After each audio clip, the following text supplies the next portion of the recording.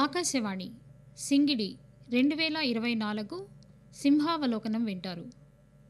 ఆకాశవాణి హైదరాబాద్ శ్రోతలకి సింగిడి కార్యక్రమానికి స్వాగతం. 2024 సంవత్సరంలో చివరిగా ప్రసారం చేస్తున్న ఈ కార్యక్రమం ఒక ఇయర్లీ రౌండప్ లాగా ఉండబోతుంది. మరి సింగిడి కార్యక్రమంలో ఎన్నో శీర్షికలున్నాయి. వాటన్నిటి గురించి ఈరోజు మాట్లాడుకోబోతున్నాము. మరి ప్రత్యక్షంగా మీ ముందు వినపడకపోయినా కనపడకపోయినా ఈ కార్యక్రమానికి ఒక బ్యాక్ బోన్లా ఉంటూ కార్యక్రమాన్ని నడిపించిన సుండుపల్లి రెడ్డి అపర్ణ గారు, మా క్యాజువల్ అనౌన్సర్, ఈరోజు మీ అందరితో మాట్లాడబోతున్నారు. ఎందుకంటే కొన్ని కార్యక్రమాలు నేను చేయొచ్చు, కొన్ని కార్యక్రమాలు డైరెక్ట్గా ఆర్టిస్టే మాట్లాడొచ్చు. కానీ ప్రతి కార్యక్రమం వెనకాల అసలు ఏముంది, ఆ కార్యక్రమంలో ఏముంది, కంటెంట్ ఎలా వెళ్తోంది, ఏం ఎడిట్ చేయాలి, ఇవన్నీ కూడా ఎంతో మంచి డిస్క్రిషన్తో చక్కగా వైజ్గా ఆలోచించి ఈ కార్యక్రమాల్ని మీ అందరి ముందు పెట్టిన సుండుపల్లి రెడ్డి అపర్ణ గారికి ముందుగా థ్యాంక్స్. అండ్ ఈ కార్యక్రమానికి స్వాగతం అపర్ణ గారు. Thank you madam. ముందుగా ఆకాశవాణి హైదరాబాద్ కేంద్రం శ్రోతలకు నమస్కారం. ఈ 2024 సంవత్సరంలో మనము చాలా కార్యక్రమాలు చేశాం. సింగిడి కార్యక్రమంలో కథానికలు, కవితలు, ప్రసంగాలు, పరిచయ కార్యక్రమాలు, సాహిత్యానికి సంబంధించిన చాలా కార్యక్రమాలు గత సంవత్సరంతో పోలిస్తే చెప్పుకోలేనన్ని కార్యక్రమాలు ప్రసారం చేశాం. శ్రోతలకు విలువైన సమాచారాన్ని కూడా మనం అందించాం. అపర్ణ గారు, మరి ఇందాక నేను చెప్పినట్టుగా కొన్ని కార్యక్రమాల్లో నేను ప్రత్యక్షంగా ఉండి ఉండొచ్చు, కొన్ని మీరే రికార్డ్ చేసి ఎడిట్ చేసి ప్రసారం చేశారు. మరి ముందుగా శ్రోతలకు ఒక్కసారి, అంటే మనం కార్యక్రమాలు మనం అనుకున్న పద్ధతిలో వేస్తున్నాం, కానీ అసలు ఎలా వేస్తున్నాం అన్నది ఒకసారి చెప్దాం. సింగిడి కార్యక్రమం ఎలా వెళ్తుందో చెప్పండి. సింగిడి కార్యక్రమంలో మనము వారంలో 6 రోజులు మనం కార్యక్రమాలు ప్రసారం చేస్తాం. అయితే సోమవారము, శనివారం రోజుల్లో మనం కథానికలు, ప్రసంగాలు లేదా కవితలు, ఈ కార్యక్రమాల్ని మనం ప్రసారం చేస్తాం. గురువారం రోజు సాహిత్యంతో దోస్తి అనే శీర్షికతో ప్రసిద్ధి చెందిన రచయిత, వారి రచనలు, ఇవన్నీ మనం శ్రోతలకు పరిచయం చేస్తాం ఈ సాహిత్యంతో దోస్తి కార్యక్రమంలో. ఇక శుక్రవారం విషయానికి వస్తే, ఈ సంవత్సరమే మనం ప్రేరణ శీర్షికన ఒక కొత్త కార్యక్రమాన్ని ప్రారంభించాం. ఇందులో మహిళలు ఎవరైతే వారి అభిరుచికి తగ్గ రంగంలో స్వయం కృషితో ఎదిగి ఒక ఉన్నత స్థాయికి చేరుకొని నలుగురిలో పేరు తెచ్చుకొని మహిళలందరూ గర్వపడే స్థాయికి చేరుకున్న వారిని మనం శ్రోతలకు పరిచయం చేశాం ఈ ప్రేరణ కార్యక్రమంలో.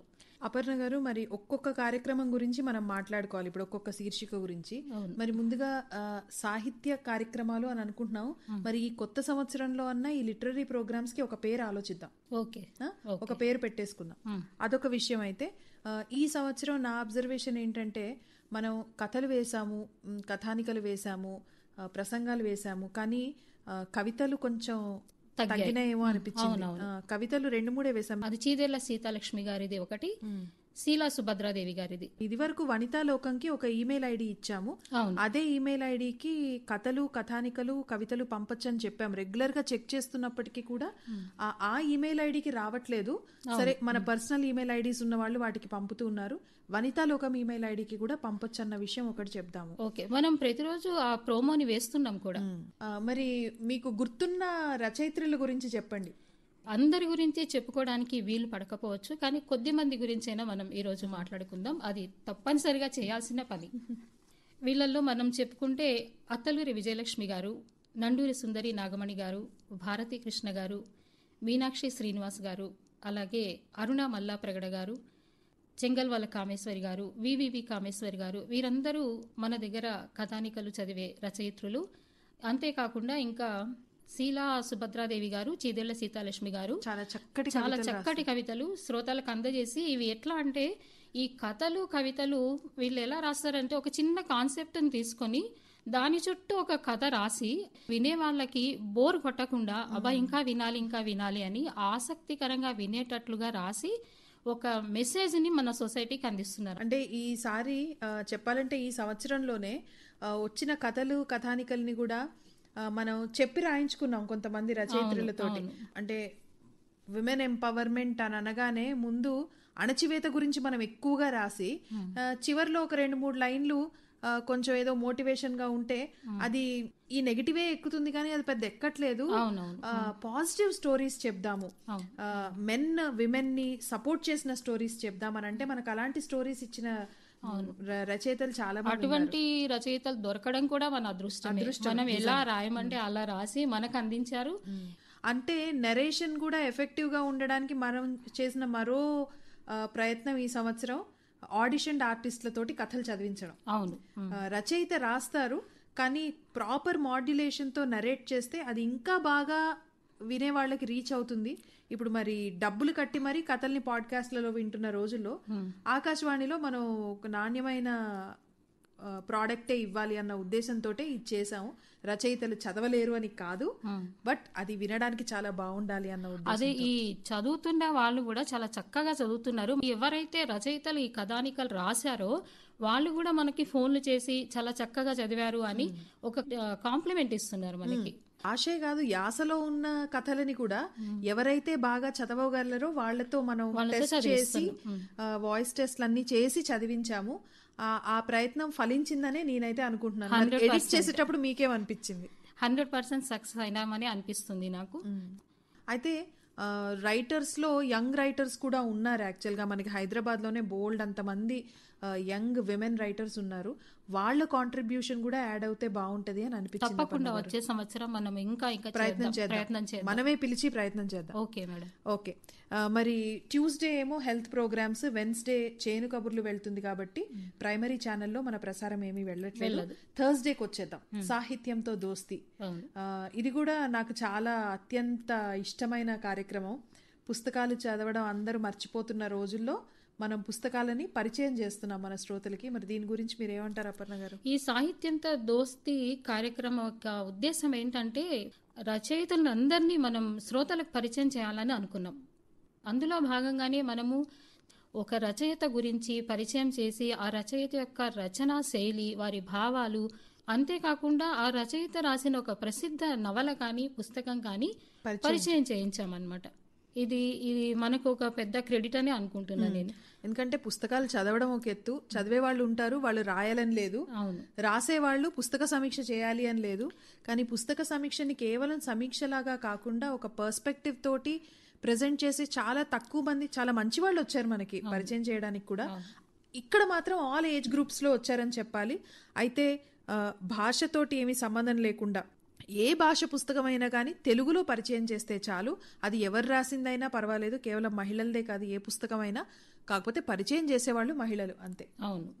ఇక్కడ మనం చెప్పుకోవాలంటే కొంతమంది ఎవరెవరు ఏ పుస్తకాన్ని పరిచయం చేశారో కొంచెం మాట్లాడుకుందాం. ఇందులో డాక్టర్ తెన్నేటి హేమలత గారి మహానగరంలో స్త్రీ అనే నవలను పరిచయం చేసిన వారు మణి వడ్లమణి గారు. ఇక శ్రీరమణ గారి బంగారు మురుగు పుస్తక పరిచయం విశాల డాట్ల గారు చేస్తే, అంపశయ్య నవీన్ గారి రచన 8వ అడుగు పుస్తక పరిచయం డి స్వప్న గారు, పద్మశ్రీ ఆచార్య కొలకలూరి ఇనాక్ గారి రచన ఊరబావి ఈ కథా పరిచయం శ్రీమతి నామని సుజనాదేవి గారి చేశారు. ఇలా మనం చాలా పుస్తకాలనే పరిచయం చేశామన్నమాట. అలాగే ఈ సాహిత్యంలో దోస్తీలో భాగంగానే కేంద్ర సాహిత్య అకాడమీ యువ పురస్కార్ అవార్డు మర్సీ మార్గరెట్ గారి ఇంటర్వ్యూ చేశాము ఒకసారి.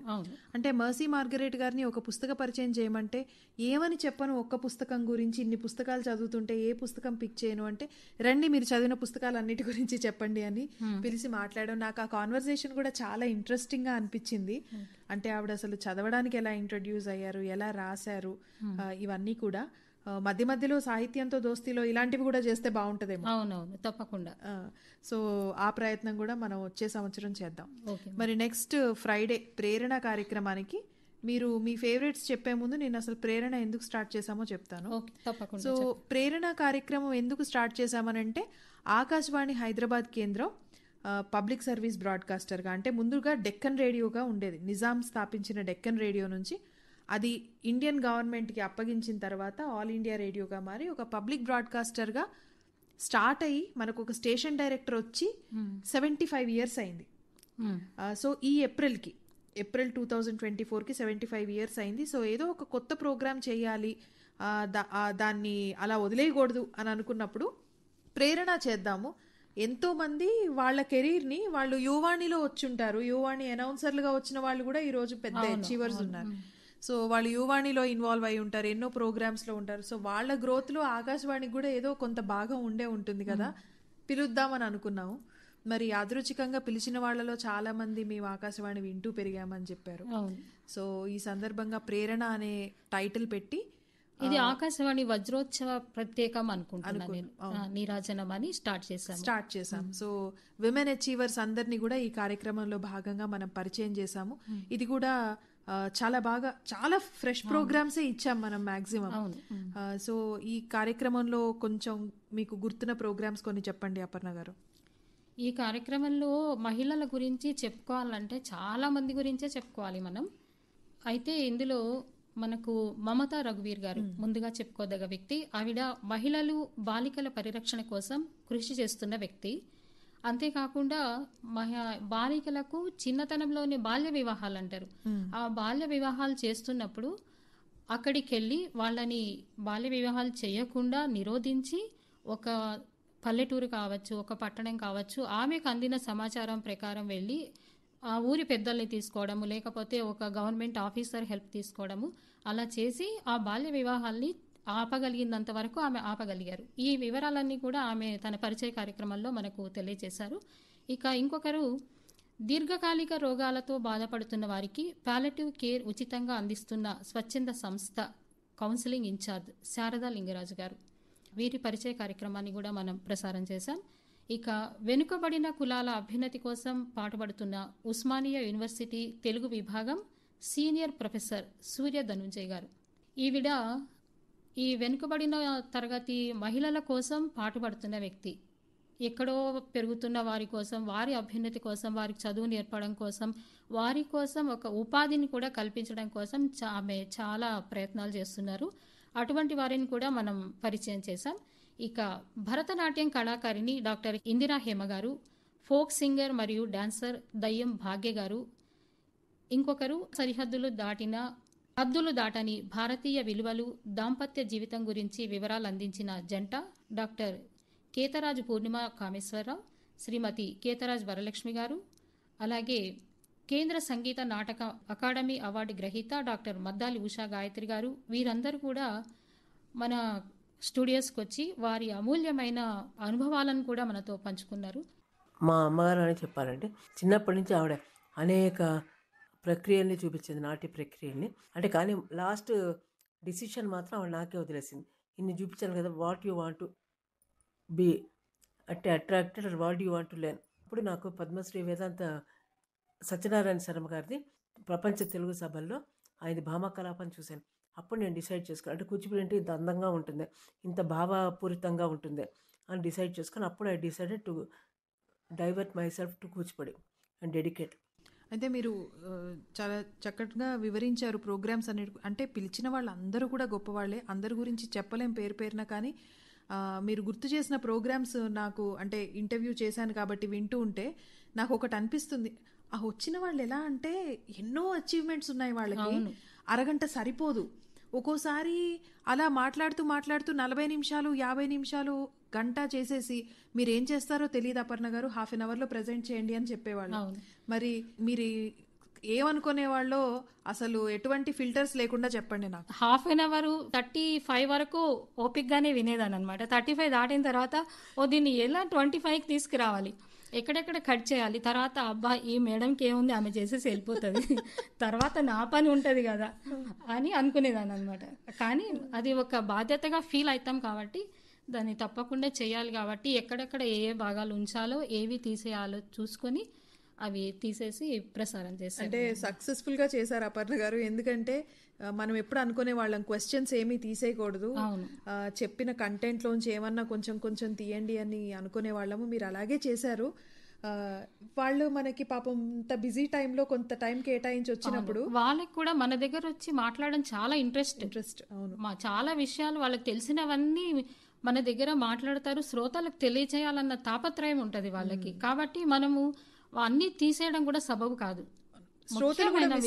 మిస్ అవ్వకూడదు. కాబట్టి కంపల్సరీ అన్ని విషయాలు ఉంచి ఏవైతే అవసరం లేదనుకుంటామో వాటిని మాత్రమే మనం తీసేయడం జరుగుతుంది. అలాగే స్పెషల్ ప్రోగ్రామ్స్ గురించి, పండగలకి ప్రత్యేక దినోత్సవాలకి మనం చేసిన స్పెషల్ ప్రోగ్రామ్స్ గురించి కూడా చెప్పండి అపర్ణ గారు. ఓకే, మనం జనవరి నుంచి మొదలు పెట్టుకుంటే సంక్రాంతి పండుగతో మన ప్రత్యేక కార్యక్రమాలు మొదలవుతాయి. సంక్రాంతి పండుగ రోజు మనం ఆలమూరి సంధ్యారాణి గారిని మన స్టూడియోకి ఆహ్వానించాం. పండుగ 3 రోజులు జరుపుకుంటాం మనం. భోగి, సంక్రాంతి, కనుమ. ఈ 3 పండుగ రోజుల గురించి ఆవిడ చాలా డీటెయిల్డ్గా ఎక్స్ప్లెయిన్ చేసి ఒక్కొక్క పండుగ రోజు ఏ ఏ రోజు ఏ ఏ పండుగ జరుపుకోవాలి, దాని ఆవశ్యకత ఏంటి, ఇలాంటి విషయాలన్నీ కూడా మనకు చాలా చక్కగా వివరించారు పాలపర్తి సంధ్యారాణి గారు.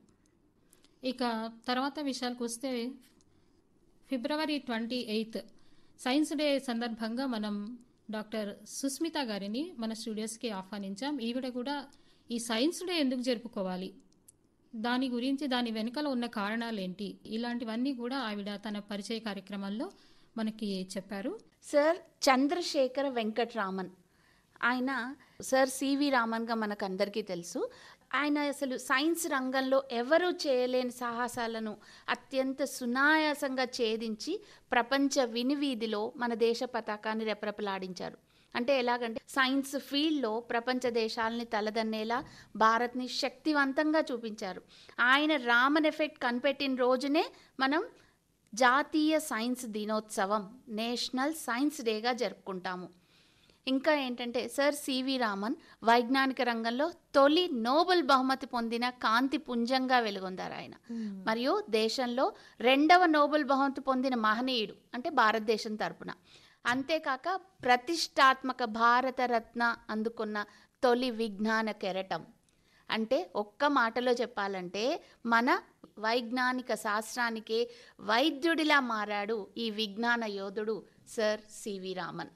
ఇక మార్చి నెల గురించి చెప్పుకోవాలంటే మాత్రం మహిళలకు మార్చి నెల చాలా ముఖ్యం. ఎందుకంటే ఆ నెలలో మనం మహిళా దినోత్సవం జరుపుకుంటాం. మార్చి 8వ తేదీ మహిళా దినోత్సవం సందర్భంగా ఒక చర్చా కార్యక్రమాన్ని మనం ప్రసారం చేస్తాం. చర్చా కార్యక్రమం టాపిక్ ఏంటంటే మహిళలకు సమాన గౌరవం, మీడియా పాత్ర. ఇందులో ప్రొఫెసర్ కె సునీతారాణి, జర్నలిస్ట్ స్వేచ్ఛా వటార్కర్ వీరు పాల్గొన్నారు.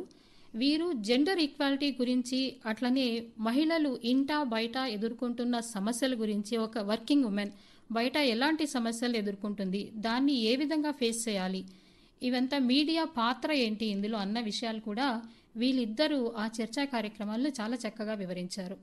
మార్చి నెలలో ఈ మహిళా దినోత్సవం సందర్భంగా చాలా ముఖ్యమైన కార్యక్రమాలు మనం చేశాం. వాటిలో స్పెషల్ ఎడ్యుకేటర్ విఏ జ్యోతి గారితో పరిచయ కార్యక్రమం ప్రసారం చేశాం. ఈ జ్యోతి గారు ప్రత్యేక అవసరాలు ఉన్న పిల్లలకు బోధించే టీచర్. అయితే ఈవిడ తన పరిచయ కార్యక్రమంలో ప్రత్యేక అవసరాలున్న పిల్లలంటే ఎవరు, వారికి ఉన్న అవలక్షణాలు ఏంటి, వారిని ఎలా ట్రీట్ చేయాలి, అందులో వాళ్ళకి చదువు నేర్పించడంలో ఏ ఏ పద్ధతులు అవలంబించాలి, అంతేకాకుండా వారి ఇంట్లో తల్లిదండ్రుల సహకారం ఎంతవరకు ఉండాలి, తల్లిదండ్రులు కూడా వాళ్ళని ఎట్లా గైడ్ చేయాలి అన్న విషయాలను కూడా తల్లిదండ్రులకు కౌన్సిలింగ్ ఇచ్చి ఇవన్నీ ఆమె చేశారనమాట. ఇది చాలా గొప్ప విషయం. టీచింగ్ నాకు ప్యాషన్ అమ్మా. చిన్నప్పటి నుంచి కూడా మా అమ్మగారు ఎప్పుడు చెప్తూ ఉంటారు, అందరి పిల్లల్ని కూర్చోపెట్టి ఒక బెత్తం పెట్టుకొని నువ్వు టీచరు అందరినీ కంట్రోల్ చేస్తూ ఉండేదానివి అని. సో నాకు ఆ టీచింగ్ అంటే ఆ పిల్లల్ని చూడగానే నేను ఐ ఇన్వాల్వ్ లైక్ ఎనీథింగ్, అసలు అన్నీ మర్చిపోతానమాట. ఆ పిల్లల్ని తీసుకొచ్చినప్పుడు ఆ పేరెంట్స్ పడే బాధ, వాళ్ళలో ఉండే ఆ తపన, ఏదైనా నేర్పించుకోవాలి పిల్లల్ని అని చెప్పి ఇంట్లో ఎన్నో సమస్యలతోటి వాటన్నిటిని అధిగమించి వాళ్ళు సెంటర్కి తీసుకొచ్చేవాళ్ళు మా ఇన్స్టిట్యూట్కి. సో అలాంటి పేరెంట్స్ని చూసాక నాకు అనిపించేది అనమాట, వీళ్ళకి ఏదో ఒకటి మనం న్యాయం చేకూర్చాలి. వాళ్ళ పిల్లలు అమ్మ అని మాట్లాడుతుంటే ఆ తల్లిదండ్రులు ఎంత హ్యాపీనెస్ పొందేవాళ్ళు తెలియదు, కానీ నేను మాత్రం చాలా హ్యాపీగా ఫీల్ అయ్యేదని. అంటే జాబ్ని ఒక జాబ్లా కాకుండా ఒక ప్యాషన్ లాగా చేశాను. సో వాళ్ళ అవసరాలు ఎలా ఉంటాయి ఏంటని ప్రతి అనుక్షణము ఆ పిల్లల ఇంప్రూవ్మెంట్ గురించి పేరెంట్స్కి గైడెన్స్ ఇచ్చుకుంటూ, ఫ్యామిలీ ప్రాబ్లమ్స్ ఉంటే ఆ ఫ్యామిలీని కూడా పిలిపించి వాళ్ళందరికీ గైడెన్స్ ఇచ్చుకుంటూ అట్లా చేసేదన్నమాట. తర్వాత ఈ ట్రైనింగ్ ప్రోగ్రాంలో పేరెంట్స్ని ఇన్వాల్వ్ చేసేవాళ్ళం. ఎందుకంటే ఇప్పుడు మా దగ్గర 2-3 అవర్స్ ఉంటాయి, మిగిలిన టైం అంతా పేరెంట్స్ ఇంట్లో ఉంటారు.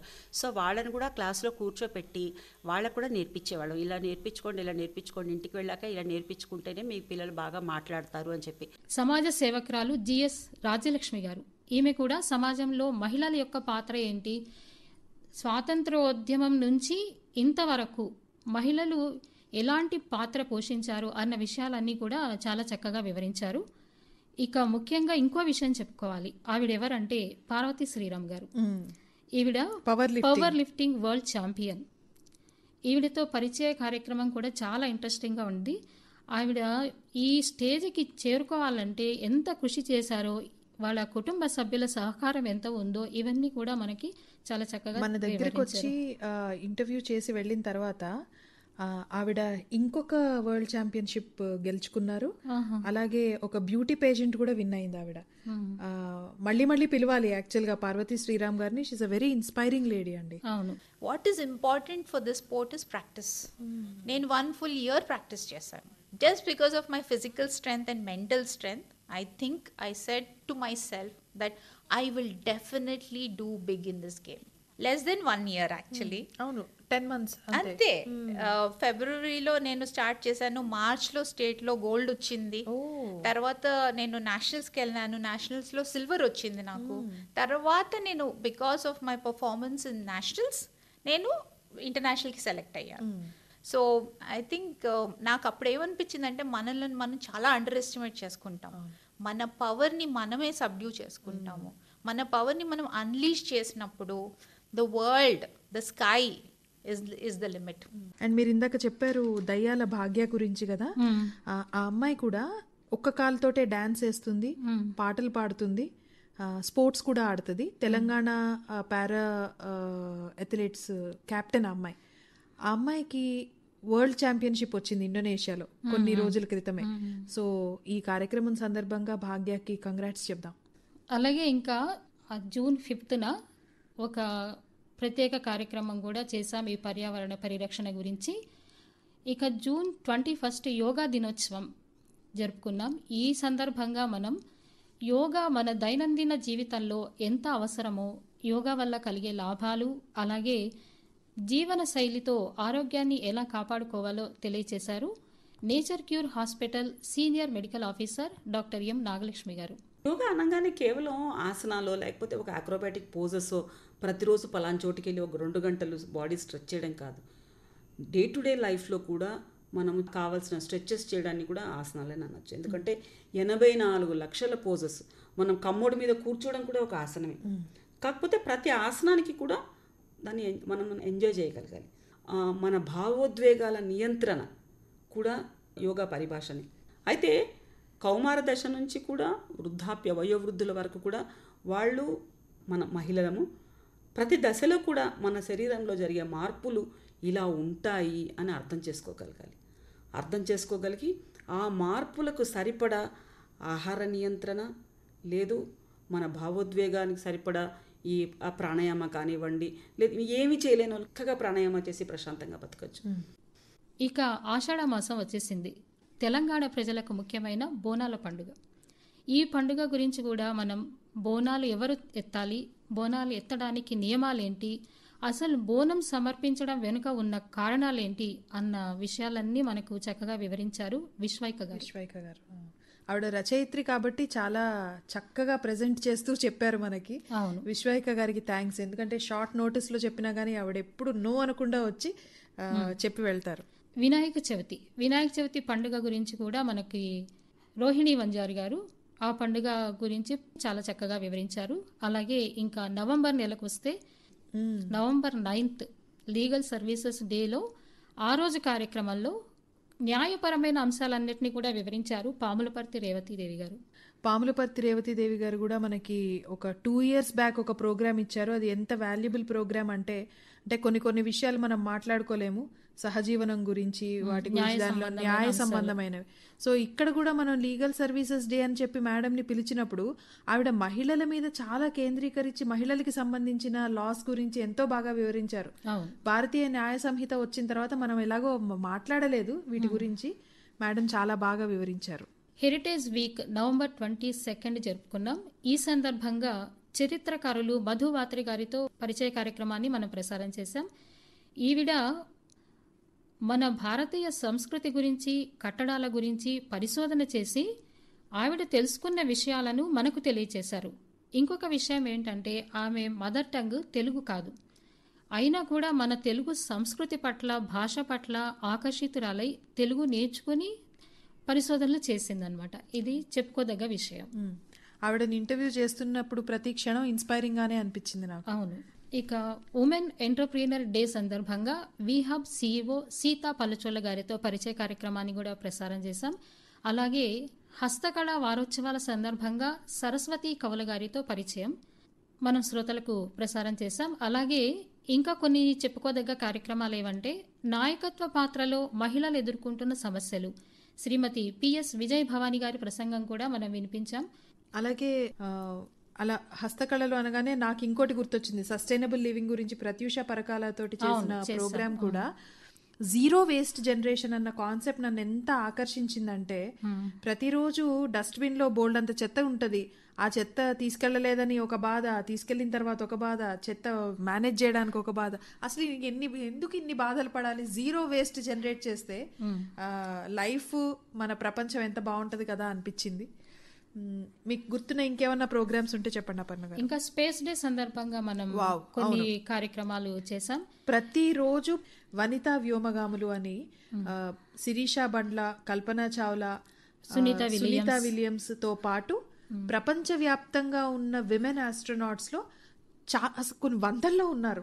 వాళ్లలో హైయెస్ట్ అచీవ్మెంట్స్ ఉన్న వాళ్ళని మనం ఎంపిక చేసి మన క్యాజువల్ అనౌన్సర్స్ తో ఒక 5 minutes చంక్ తీసుకున్నాము ఎవ్రీ డే. ప్రతిరోజు ఆగస్టు నెలలో ప్రతిరోజు నేషనల్ స్పేస్ డే సందర్భంగా ఈ కార్యక్రమాన్ని మనం ప్రసారం చేస్తాం. ఇన్ని అచీవ్మెంట్స్ ఉన్నాయా విమెన్ ఆస్ట్రోనాట్స్ అని అనిపించింది. అలాగే దాన్ని ఎండింగ్ లో మంగళమణి గారి ఇంటర్వ్యూ, మన తెలుగు ఆవిడ ఇస్రోలో పనిచేశారు. She's the first Indian women to stay in Antarctica for more than 1 year. So ఆవిడ ఇంటర్వ్యూ కూడా నాకు చాలా ఇన్స్పైరింగ్ గా అనిపించింది. ఆవిడ అనుభవాలు చాలా బాగున్నాయి. ఎందుకంటే అక్కడికి వెళ్ళినప్పుడు అక్కడ వాతావరణ పరిస్థితులు అనుకూలంగా ఉండవు, ఒక మనిషి జీవనానికి సంబంధించినట్టుగా అక్కడ ఉండవన్నమాట. ఇవంతా కూడా ఆమె ఎదుర్కొని వాళ్ళ ఫ్యామిలీ మెంబర్స్ సహకారం ఉండబట్టే చేశానని కూడా చెప్పారు. సో జనరల్గా ఏంటంటే అంటార్క్టికా వెళ్ళడానికి అందులో మా ఇస్రో స్టేషన్ అనేది భారతీలోనే ఉందన్నమాట. మైత్రిలో మిగతా ఉండేవి, కానీ మైత్రి నుంచి మళ్ళీ భారతికి రావాల్సి వచ్చేది కదా. అక్కడికి వెళ్ళాలి అంటే గ్రౌండ్ స్టేషన్ ఆపరేట్ చేయడానికి, మెయింటైన్ చేయడానికి ఉండాలి, అంటే ట్రైన్ అయి ఉండాలి. సో మాకు ఒక మెయిల్ ఫ్లోట్ అయ్యేది, minimum 1 year experience, so that will have an idea what is expected of us. And general good health, adventurous and challenging spirit, మెయిన్గా ఇవి. అండ్ ఛాలెంజెస్ తీసుకోగలిగేటట్టు ఉండాలి అని. I think I got that from my parents. My daddy he uses to always encourages. Aparna గారు, మరి సమయం మించిపోయింది కాబట్టి మనం ఇంకా చాలా కార్యక్రమాలు చేశాము. నెక్స్ట్ ఇయర్ 1 hour ఇలాంటి సింహావలోకనం చేసుకునే అన్ని కార్యక్రమాలు మనం చేయాలి. మీ సపోర్ట్ ఆకాశవాణికి ఉండాలి అని నేను కోరుకుంటున్నాను. Thanks a lot for your support. Thank you madam, thank you. నాకు ఈ అవకాశం ఇచ్చినందుకు మా కార్యక్రమ నిర్వహణ అధికారి శ్రీమతి నిహారా కానేటి గారికి ధన్యవాదాలు. Thank you. మీరింతవరకు సింగిడి 2024 సింహావలోకనం విన్నారు. నిర్వహణ శ్రీమతి నిహారా కానేటి. ఈ కార్యక్రమం ఆకాశవాణి హైదరాబాద్ కేంద్ర సమర్పణ.